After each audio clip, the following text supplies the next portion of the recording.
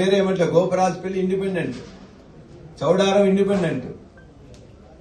ఆ విధంగా ఇండిపెండెంట్ల రూపంలో నిజంగా ఎవరైతున్నారో ఇండిపెండెంట్లని రామచంద్రాపురం ఇండిపెండెంట్, బచ్చన్నపేట ఇండిపెండెంట్ అని ఇండిపెండెంట్ చేస్తే 73 సీట్లు మాకు వచ్చినాయి, 45 కాంగ్రెస్ కి వచ్చినాయి, 5 బీజేపీకి వచ్చినాయి, 1 సిపిఎంకి వచ్చింది, 7 ఇండిపెండెన్స్ కి వచ్చినాయి. ఇది క్లియర్ గా 60% పైన మేము ఇవాళ సీట్లన్నా సంపాదించినాం. ఇక ఉప సర్పంచులు చూస్తే 131లో 81 మేము గెలిచినాం, 37 కాంగ్రెస్, 81. ఇందులో ఎవరు ఏ పేరు కూడా మీకు క్లియర్ గా చెప్తాం. అందులో 5 బీజేపీ గెలిచింది, సిపిఎం 2 గెలిచింది, ఇండిపెండెంట్లు 6 గెలిచింది. ఇక వార్డు సభ్యుల్లో కూడా 1186లో 646, దగ్గర దగ్గర 75% సీట్లు మేము గెలిచినాం. 437 కాంగ్రెస్, బీజేపీ 42, సిపిఎం 26 సీట్లు, 16 సీట్లు గెలుచుకోవడం జరిగింది. ఇండిపెండెంట్ 44 సీట్లు. ఇది వాస్తవం. ఇది ఇక్కడ ఉన్న ప్రెస్ మిత్రులు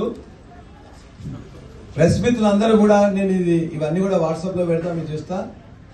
ఇందులో ఒక్కటి కూడా 0.01 కూడా ఎర్రర్ ఉండదు.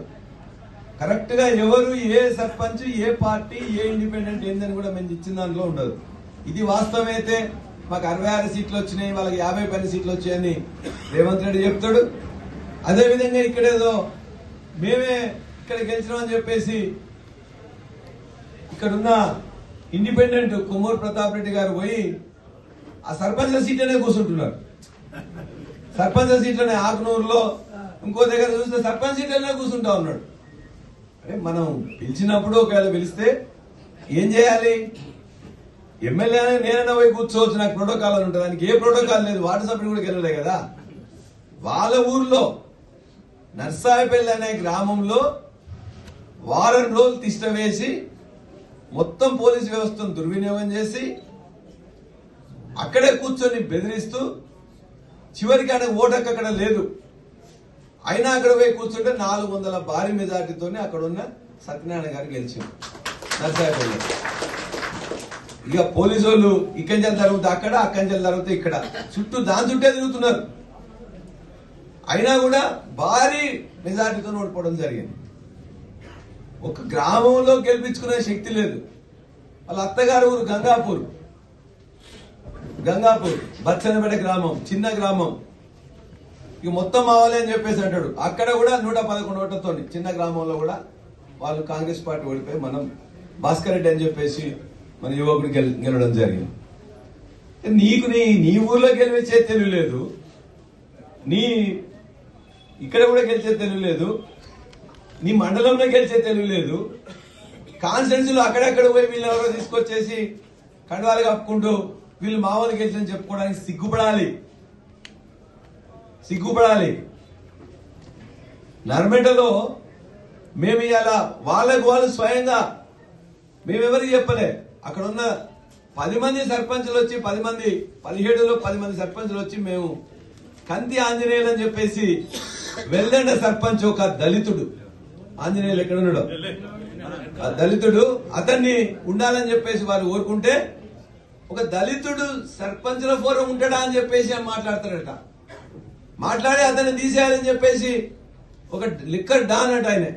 మొత్తం కూడా మీ ఊరికి మొత్తం ఫ్రీగా ఇచ్చేస్తా సర్పంచ్ రాగానే మీకు సర్పంచ్ మీ ఇంట్లో ఫంక్షన్ అయినా మీ ఊర్లో ఫంక్షన్ అయితే లిక్కర్ ఫ్రీగా ఇస్తా, నాకు సర్పంచ్ల ఫోరం సపోర్ట్ చేయమని అడుగుతాడు ఆయన. అడగానే 1-2 సపోర్ట్ చేస్తామని అంటారట. ఆయన సర్పంచ్ల ఫోరం 10 మంది ఇక్కడ సంతకాలు చేసిన తర్వాత వాళ్ళే డిక్లేర్ చేసుకుంటే అది కాదంటాడు. ఎట్లా కాదంటాడు? అంటే నీ లిక్కర్ ఎక్కువ ఉంటే, నీకు అధికారంలో ఉంటే ఇవాళ కాకుండా వద్దా? చెప్తున్న సర్పంచుల ఫోరం కూడా వాళ్ళకు ఎవరికి మేము 1 పైసా డబ్బులు ఇవ్వడమో 1 క్వార్టర్ ఇవ్వడమో కాదు. మేము ఓటర్లకు ఇయ్యలే, అదేవిధంగా సర్పంచ్లకు కూడా వాళ్ళకి ఇయ్యలే. మా వాళ్ళు గెలిచిందంటే మా ఆంజనేయులు పైసలనోడు కాదు, చాలా పేదవాడు.